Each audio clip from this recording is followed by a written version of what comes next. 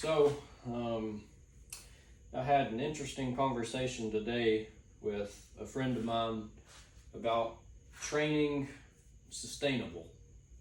Having a training routine that is best suited for longevity. Because, if you lift weights, you probably want to be doing that, for the rest of your life. If you're in shape right now, you never want to get to a point where you're out of shape. Nobody really enjoys, feeling like crap and everything when you felt better physically. And so I think it's a long-term goal for a lot of us people that work out and, play sports and stuff to feel good and feel athletic for as long as we can, hopefully for the rest of our lives. And so, what does training sustainably look like? It's a good question, and I'm sure it's a little bit different for everybody. I'm sure the demands of that probably change a lot based on your demands at work and what you do for a living. If you work a desk job and you're sitting down for 8 or 9 hours a day, you probably needed a lot of stretching in your routine. You've got to undo 10 hours of sitting in 30 minutes of stretching a day. That's kind of hard to do. And what a lot of people don't understand, especially about like hip flexors, sorry, had a hair in my mouth. What a lot of people don't understand about hip flexors is that they never get expressed, to their full range of motion. I'd say for the average person, standing up and walking is the most, stretched that our hip flexor ever gets. And then anything, less than that is our hip flexors being contracted. But you look at somebody doing the front splits, and there's a lot of us that have 90 degrees of motion back here that never gets touched. This kind of stretch on the hip flexor, when are you going to hit that in your day-to-day life? Unless you make it intentional. So, a lot of us, probably need to work on hip flexor stretching and strengthening, because it is always in a contracted state. Even standing up, it's like we're halfway through the range of motion. We've still got, we got a little more than 90 degrees this way, and then probably 80 degrees or so behind us. Maybe not that much. But there's a whole lot of motion on the back side of our body that, it never gets, never gets to see it. But another thing, I was thinking about my training, and my squat training is not really sustainable. I just don't think it's best suited for longevity right now. Let me break that down for you guys. So the way my squatting has been through this squat everyday journey is I'll feel really good for quite a few months. And I will go, just absolute all out every chance I get for these 3 or 4 months. And I may put on a whole lot of weight on the bar. I may hit a bunch of PRs and stuff. And I'll have a phenomenal period of squatting. I'll hit, a rep PR every week, every other week. And, I'll do that for 3 or 4 weeks or so. Sometimes I can stretch these periods out to like a few months. And then at the tail end of that period, I am so beat up and sore and tight that I have to take off 4 or 5 months of heavy squatting. And I'm currently kind of in that deload phase right now. I haven't really been pushing the squats that hard because the body doesn't feel ready to push the squats again. When I come back in here, not in a heavy lifting phase, when the body isn't prepared for it, dude, I feel jacked up the next day. The back may be real stiff, or the hips may be real stiff, and I'm conscious of all these real slight aches, and it's because I'm not really prepared for that type of lifting yet. I'm not recovered from the last season of squatting. I just don't know that it's the best idea to lift so hard for a few weeks, for a few months, and basically bring your body to a point where it is incapable of lifting, and then go through a rehab period to get back into lifting shape, and then just repeat that cycle. Beat yourself up so much to where, okay, you had some good numbers, you had some good workouts, etc., etc. Now you can't lift at all. You're going to take off 50 to 75 pounds of your one RMs and your working sets, and you're not going to be able to endure half of the training volume that you had the few months prior. So how can I make that sustainable? I think baby steps, like micro dosing, maybe try to sprinkle in slightly heavier lifting more often, and don't push the workouts extremely hard, or I don't want to keep going through cycles where it's okay, you're going to hit PRs, this month or whatever, you're going to lift real hard, but next month you're going to feel like garbage, and then you're going to spend 3 or 4 months recovering. That way I can come back in and go heavy on squats again. I kind of want to take that training intensity and that type of workload and divvy it up into smaller, bite-sized pieces. Only thing about that is the ego takes a little bit of a hit, because now instead of coming in and hitting a workout with 275 or 315 pounds, maybe I've got to regress my workouts or working weights to 255, maybe save 275 for the top sets, but I have to bring the intensity down a little bit to make it more sustainable, especially long term. I'm talking about a lifetime of lifting. I just don't think it's a great idea to just beat myself up 20 years old, and then basically be not prepared for a heavy workout for 3 or 4 months at a time, because I'm so beat up. I don't know if that type of damage, what is that going to do to me 20 or 30 years down the road of lifting? So just something for thought. It's just that once the squats start feeling good again and the weights, start feeling lighter and stuff, it's hard not to just go all out and really start pushing the intensity again.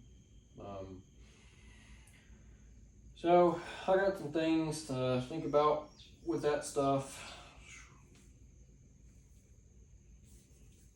Maybe just start sprinkling in some heavier workouts, but not going crazy on it, and basically taking a minimal dosage of workouts and intensity and all of this stuff through the week. Since the beginning of this year, I've been running twice a week. I want to carry that on as long as I can. Maybe in 5 years time I'll have raised that minimum of 2 runs per week up to 3 or 4 runs per week, and slowly build up my work capacity over time,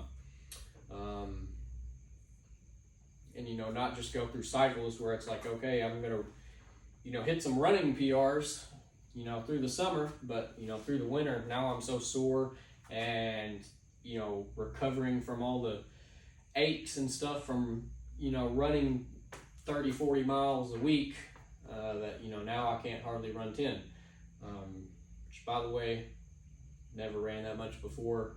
I think the most mileage I've ever had in a week was, like 25 to 30. 20 to 30, I think, somewhere in there. And, only upheld that for like a year. And then, went all out, hit a 15-mile run, and that wrecked me. My running was never the same after that. Hit that run a little unprepared, in typical fashion. I think I had like maybe 2 10-mile runs in the entire month before that. And then I went to bed one night thinking about a 15-mile run, and I told my buddy about it. I was like, I'm going to run 15 miles this weekend. I'm completely unprepared for it. I was just on a whim. I just wanted to test myself, so I went out there and I ran 15 miles. And dude, I had some shin splints, plantar. So I knew how to pronounce it until I tried to.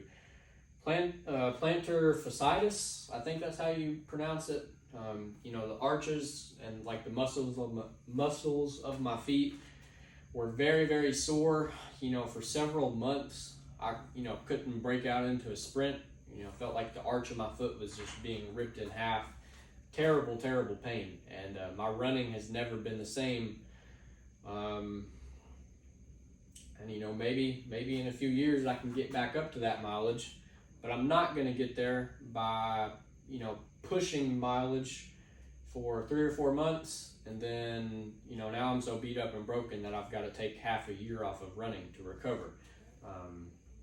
Why don't I slowly increase that mileage up over time? Let the body adapt, let the body, catch up to that sort of stuff, instead of just going all out until I can't. And then, just sitting there, letting everything kind of idle until I'm ready to go again. So that's my thoughts right now on training sustainable.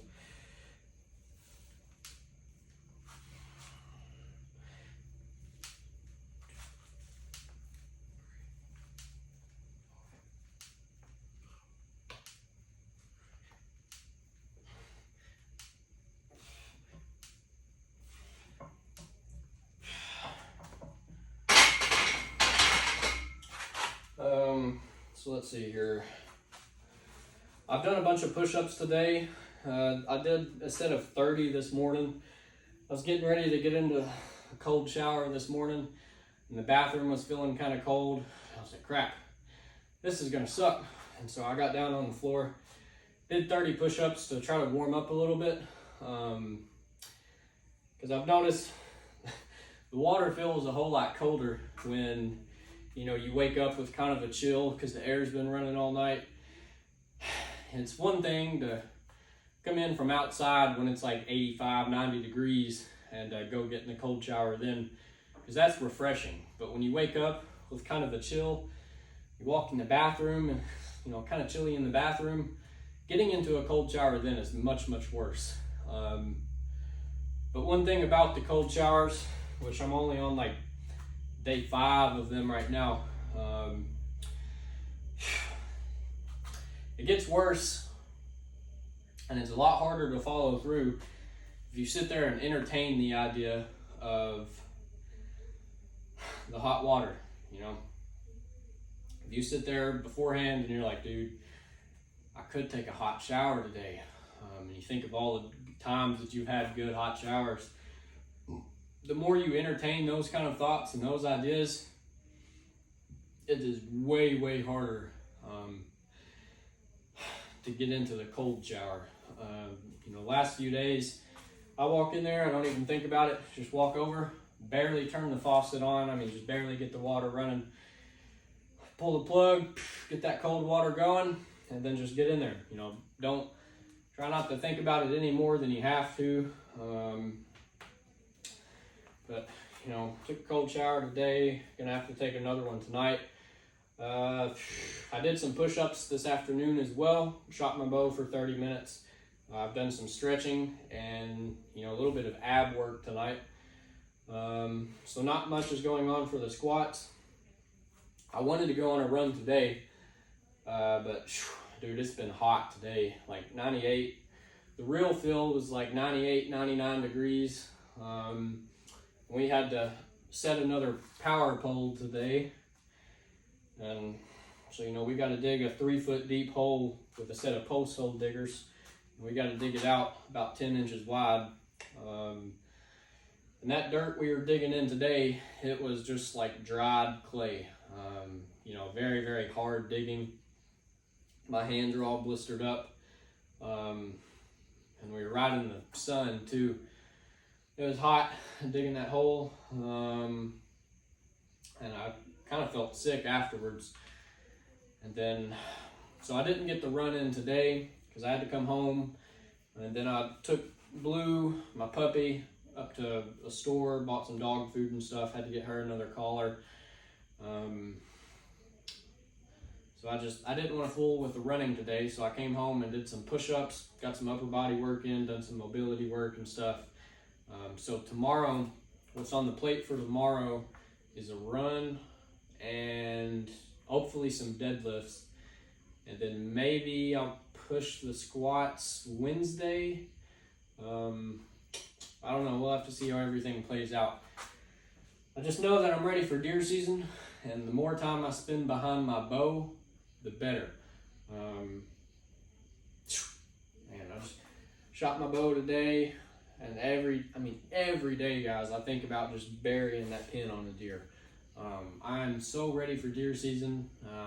Got corn out in 2 different spots, running 3 or 4 cameras. About to move a camera to another spot this week. Very, very excited for deer season. A lot of things are looking up, to make a pretty good season. I'm hunting, a lot of new ground this year. So I'm just happy to see how all that plays out. And that's pretty well it. That's all I got for you guys. Just kind of thinking about making my training more sustainable. And by doing that, I'm going to have to dial back the intensity through the good periods to, maybe take those good periods and stretch them out across the year after year after year. Another thing about that, though, that is very, very difficult is I like to train hard. Well, if you come in every day and, you beat yourself to a pulp, you just go until you can't, and, then you wake up the next morning and you're all stiff, and then you come back in the gym and you do it again the next day. You just get super stiff over time, and that's that kind of wear and tear definitely adds up over a lifetime. So it's trying to balance the desire to work hard and tiptoe the line of longevity and enjoying training. But maybe I'll still get a little bit of that mental challenge I'm looking for out of the cold showers. Been feeling pretty good since I've started those. But yeah, I want to say it makes me feel more motivated to do stuff, because you get up, start your day or whatever, and then you're like, I've already had a cold shower, already done some suffering today, I'm ready to roll. And once you feel like you're on a roll, that momentum carries through the rest of everything else. And so when you get home from work, you start looking for the opportunity to train and, train as hard as you can and do what you can. Like today, I knew today wasn't going to be a squat heavy day. So I was like, let me do some push-ups today. I already did some this morning. So I came home, I was like, today's a good day to do push-ups. Today's a good day to do some upper body stuff. So that's what I did. Would have done some dumbbell bench if I'd gotten out here early enough, but some of the stretching and the ab work kept me inside too long. Anyways, that's enough rambling. I appreciate it if you guys have made it this far, and I'll catch you tomorrow.